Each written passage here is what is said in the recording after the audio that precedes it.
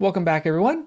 And in this module, what we're going to cover is now that you've got a Zoom recording done, there are two applications that we can use to edit your audio files and create a podcast show out of.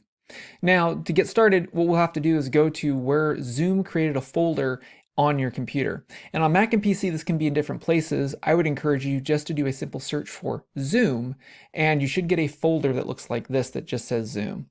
Now in it, you will have a folder structure based off of the date of recordings. And when we get in here, I'm going to go ahead and just grab this last recording that I did. And you'll see this structure if you follow the tutorial that I mentioned before and which checkboxes to check.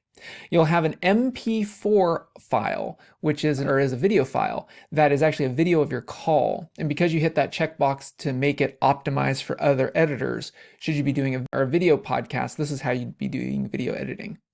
You'll also have an audio-only M4A, and this audio-only M4A is a merge down of everything that was in that call, both your audio and your remote recording audio. Now, this is kind of a good backup in case something went wrong with the individual track audio, and I'll show you what that looks like in a second. This is a little bit harder to edit because your audio and your remote recording audio is all in the same track and there's no way to isolate it. But if something went wrong, this is your backup, and this is your backup to your backup.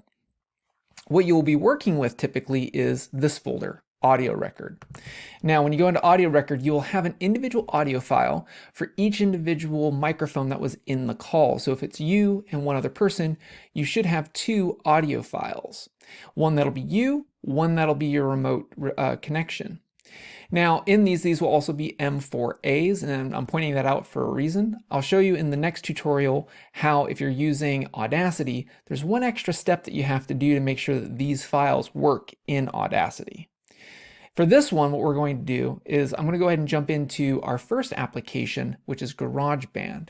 But before I did, I wanted to make sure I covered how you get access to your Zoom folder so that you can get the audio files to start with.